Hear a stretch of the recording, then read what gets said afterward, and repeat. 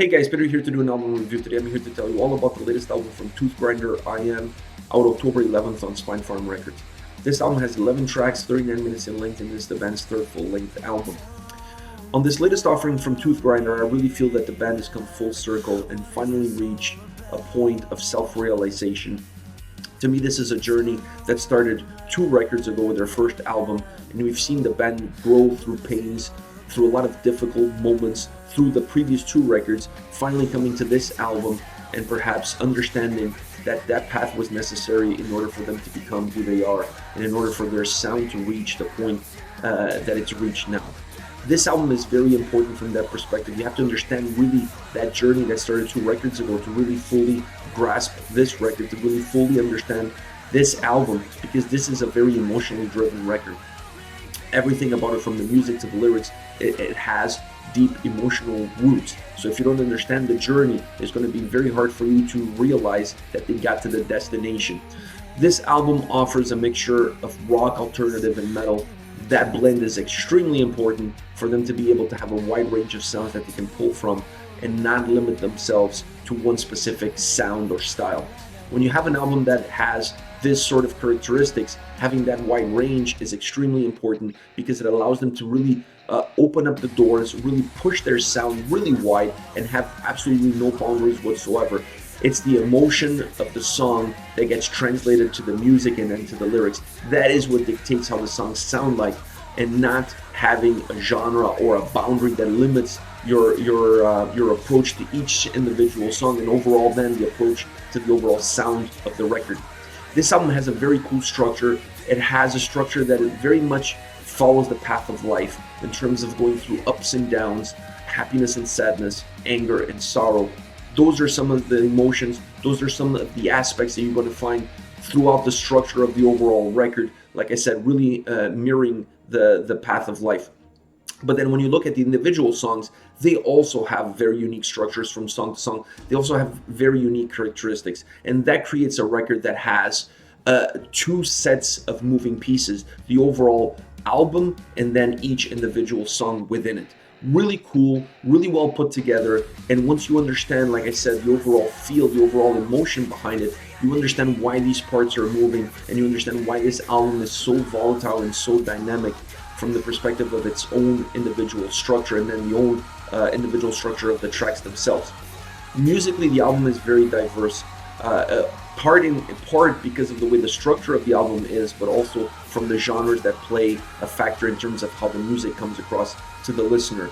Like I said, it gives the album a very dynamic approach, it gives the album a very fluid approach, but to me I really enjoyed it because I really felt that every song represented a different piece of Justin Matthews specifically. So I really connected with that. I felt connected to the tracks because they felt emotionally driven.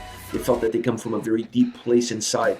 And when you hear a band, when you hear songs from a band that have that much emotional baggage attached to it, it's nearly impossible for you not to feel attached to the songs, not to feel attached to the record, and not to follow the motion that the album has overall, but then the motion that each song has. So you go through songs where you feel happy, where you feel a little bit more sad, where you feel anger, where you feel frustration. All of those emotions are present on this record, each single song perhaps offering you a little glimpse of a different one. Overall, I felt that the album is very complex, at the same time extremely easy to digest. They were able to create a record that has a lot of complexity to it, but at the same time is not a record that really takes a lot of different approaches in order for you to really understand what the idea was and how they got to it. So it's a complex record, but one that's extremely easy to digest and easy to enjoy. One more note, Justin Matthews' vocals on this album are absolutely one of the high marks of the record. I really love the emotion that he carried with his voice. It was noticeable, you felt it. It's almost like you could feel that everything that he was saying meant something very important to him. It was almost like you were listening to his diary. That it was the emotion that I got from his vocal delivery on this album, and that to me added a different component, and it really elevated the quality of this record. As far as tracks are concerned, I want to start with ohmymy, a great song that has a very dirty guitar riff, specifically in the verses. changes more to a more melodic approach during the pre-chorus and the chorus, but that dirtiness to that guitar riff in the verses is really what captivated me to this song. The melody of the pre-chorus and chorus makes the song very catchy, very hooky, a song that has a very simple structure and approach, yet works extremely well. Soft, but with some few rough edges is the best way I have to describe this track. Next, the new punk rock, a much heavier song, not heavy, but heavier than Oh My. Heavier in the vocals, it has a little bit more bite in the guitars as well. A song that has a lot of irreverence, a lot of attitude in its sound, in the way the vocals come across. Great song, great dynamic. It has a really great fluidity to it. Great vocals that really add something to this song, and it really pushes the song forward. Specifically in the chorus, it really pushes the chorus through the rest of the song. Doing the more, there's a little bit of a melodic vocal bridge towards the 1/3 of the ending of the record. 2/3 into the record, I would say. There's a really melodic vocal bridge that really works well because it's so melodic, it's so stripped down, and then it works towards the aggression that comes afterwards. So it makes what comes after feel a lot more aggressive because of that incredible melodic vocal bridge that they used. Last, my favorite song on the album, The Fire of June. Honestly, I cannot get enough of this song. This song is absolutely incredible.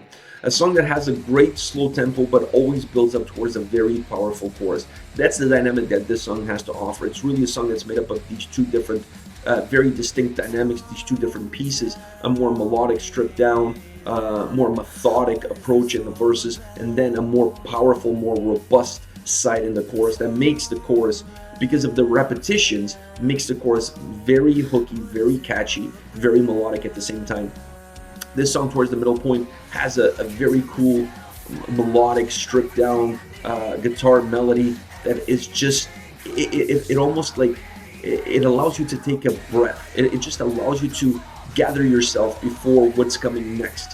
And what comes next is a lot more aggression, a lot more great momentum from this song. A song that just has a lot of life built into it. A song that vocally drips of emotion. You can feel every single word that's being sung in this track, and you can just feel the emotion that it has and the emotion that it carries forward. That's one of the reasons why this is my favorite song on the album. Alright guys, this is it. This is Toothgrinder. I am out October 11th on Spinefarm Records. Let me know your thoughts on the band, on the singles that they've released. Use the comment section below. I'll be reading those as always and getting back to you. Take care guys.